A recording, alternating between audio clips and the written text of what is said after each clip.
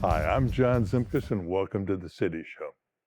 Today we are in the Wayne and Georgia Dunn Center for the Performing Arts on Mechanic Street, the home of the Lebanon Theatre Company.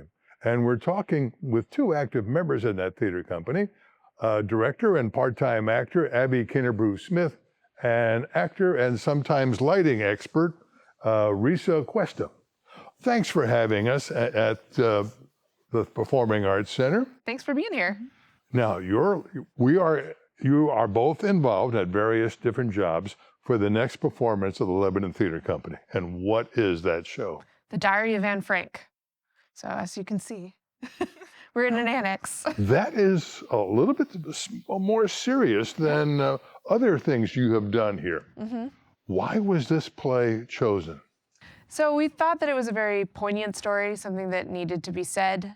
We also thought that it'd been a while since we'd done a drama, and we wanted something that audiences could not only learn something and connect with, but we also wanted to start involving younger people in our theater, which we haven't really done a lot of things that involve children. So it kind of ticked a lot of boxes for us.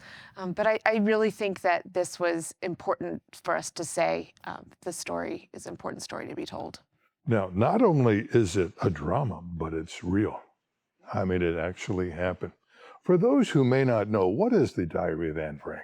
So The Diary of Anne Frank is a book or a journal written by Anne Frank, who was locked in an annex or an attic in World War II with her family and another family.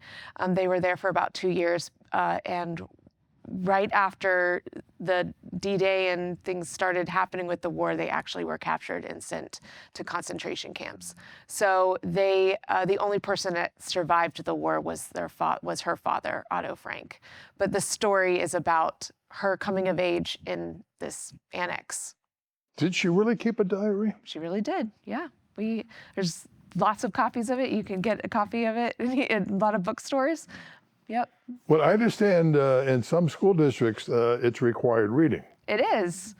You did it, didn't you? Yeah, I learned, I was taught the play in 8th grade and was taught about the Holocaust all throughout my schooling. And it was a very important story for us to learn in school. Now, I don't know if we mentioned this, but is it 8 or 9 people who are in this annex? So there's 8 people that are here, and then there's 2 people that help to keep them alive, basically. Okay. So there's 10 in the cast. No, so the ones who are here, they're Jewish, and they're hiding to, well, save their lives. Yes.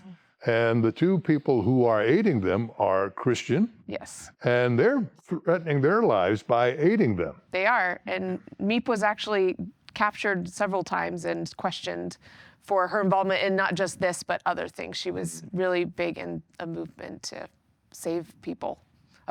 Not just Jews were sent to concentration camps, all different demographics were. So, but our story does focus on a Jewish family. Right, I understand there were gypsies and others. Yeah. Yep.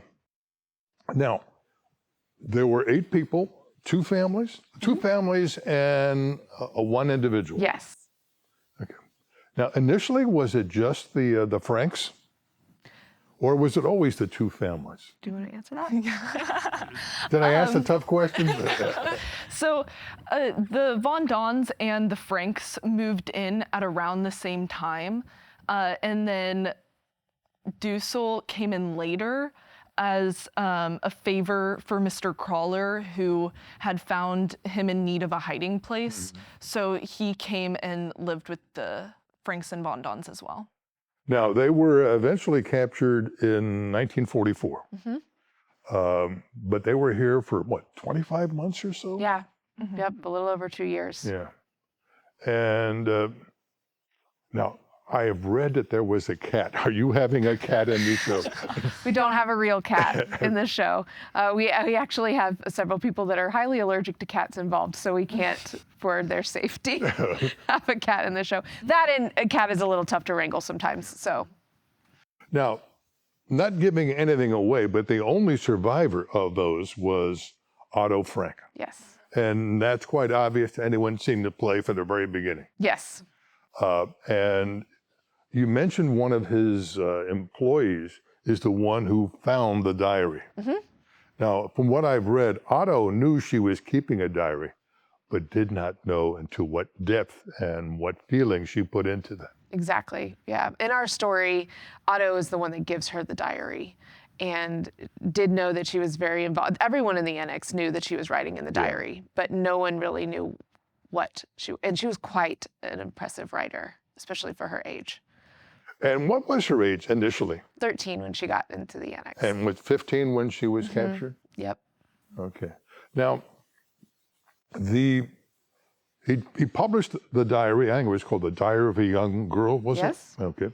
With 1947, I think. I'm not really sure what year it was published. I knew that it took him some time to decide whether or not he wanted to publish it. And you mentioned her name, one of his employees, but she's the one who gave it to him. Yes. From what I read, he read it at one sitting, probably, in the summer of 1945.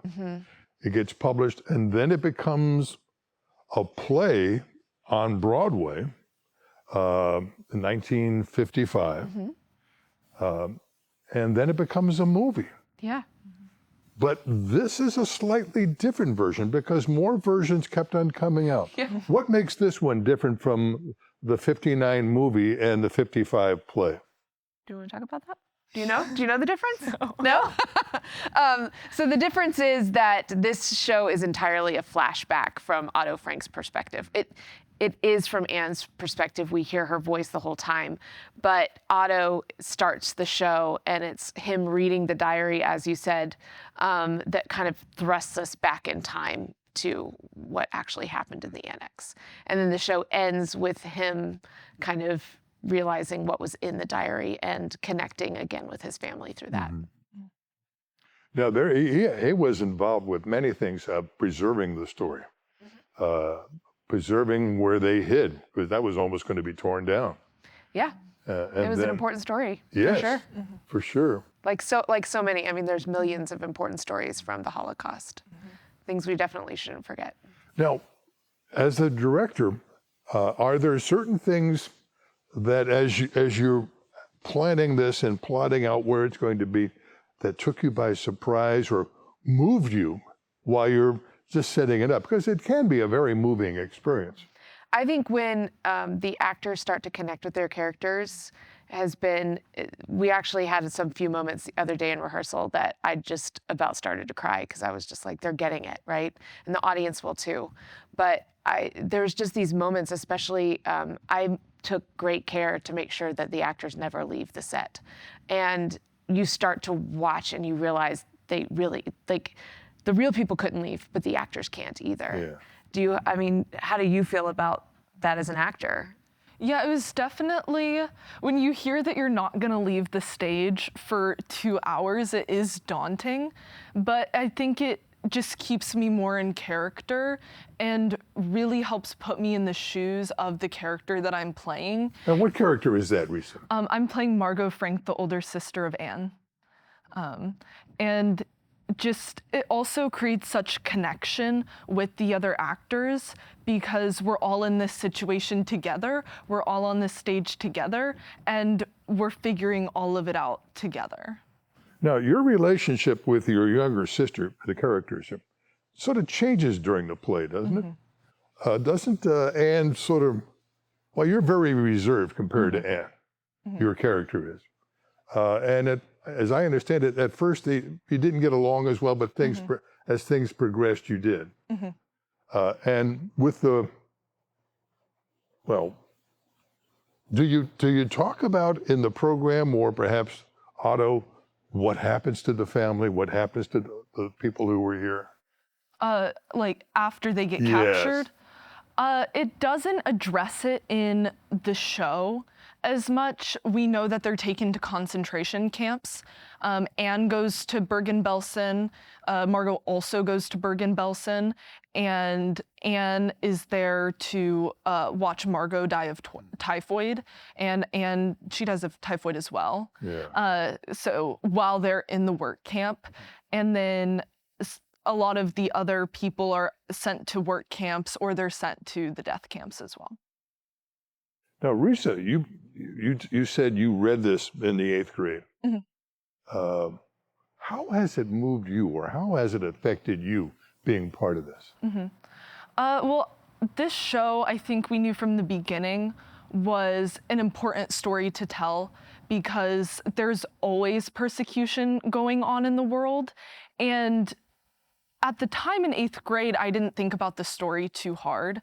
But then we recently took a cast trip to the Holocaust Museum. And one thing our tour guide said that really stuck with me through the museum, and as I'm starting to build this character and dive into this show more, is not to just remember these people as victims, but as real people. Because often in these times of tragedy, we lose the stories of these people in the numbers of these victim counts. And it's so important to humanize these people because we realize that, yes, they went through these horrible, tragic things, but they showed incredible strength just by continuing to live their daily life in a time and a society that wanted them dead just because of their identity and who they were. Now, humanizing is an important event as a retired history teacher. When you humanize the people you're talking about, you give them human characteristics, you give them human feelings. They can, your student can relate, or your audience can relate. And that's an excellent point. I mean, the numbers were so devastating during World War II of those who died in the Holocaust. But if you focus on this family or these individuals, it brings it home more. It does bring it home. Now, there's a special group helping to sponsor this particular performance, and what group is that? Yeah, MLK Lebanon is sponsoring it. So they do all sorts of community events, especially ones that target individuals that are underrepresented. So we're very lucky to have them sponsor us and partner with us on this show. And when are the performances? So the performances are May 1st through May 10th. They start at 7 on Friday and Saturday and 2:30 on Sunday. And that's like right around the corner. So we're almost here. And tickets are available at ltcplays.com, or you can call here and talk to Jay. He's such a nice guy, so you can call and talk to him. So what's the price of a ticket? They're $22. $22. Okay. It's such an important play. It's such an important thing to understand. Is there anything else we need to tell the viewers about the play and how this is going on and what your hopes are? When people hear the title of this show, they think, oh, it's a downer, it's so sad. But really our goal is it is a sad story, right? We all know what happens. But there's so much hope and resilience and resistance in that story. That is the one that we want to tell. We want to tell the story of hope through a child's eyes, but also through the eyes of everyone else that's here. But I think that is our biggest takeaway, that we want the audience not only to learn what it was like for these people, but to come away with hope that things can change and things can be different. And that they really did work really hard for the people that they were, you know. And that's one thing, Risa, you probably hopefully will agree with this. Anne's writing, there is such hope in her writing. I mean, she's planning for the future. Absolutely. She wants to publish this diary. That's why she changed some of the characters' names because of it, and she did a revision of it. Yeah. When this is all done and over, I'll have a book. Yeah, they all had futures that they wanted to experience. I think that's one of the most important things that I've had to keep in mind during this show, is that we know the ending of this story, but they didn't. They still felt that they had their whole lives ahead of them. And especially Margot's story was a little bit more unknown in the diaries and just in general. But, the Anne Frank website, the museum in Amsterdam, the website, it was Margot's 100th birthday recently. And they had a whole website dedicated to her and to her life and the things she wanted to accomplish. And she was such an incredibly smart woman who had these incredible dreams and ambitions. And you know, she thought she was going to continue that after the war was over. Yeah. And she continued throughout the show to study and to work hard on these different things, having the hope that she would do those things after the war was over. Now, Anne and probably Margot went to a Montessori school, didn't they? I think so earlier on, but yeah, they talk about going to a Jewish secondary school here in the show. But they had school. Oh, in their absolutely. It was confinement. very important to them to keep their schooling going. All of them, Peter as well, the other child in the annex. Well, thank you so much for inviting us here to the Wayne and Georgia Dunn Center for Performing Arts. Of course. So the play will be Friday, the 1st of May, Saturday, the 2nd, and a matinee on the 3rd. Correct. And then the following weekend. And then the following week, too. Yep. Okay. $22 per ticket. If you're a season ticket holder, you've already got your ticket. Absolutely, yeah. Well, Come see thank you us. so much for having us. We appreciate your sharing the story, and it's going to be a great performance, folks. Take advantage of it, and I'll see you around town.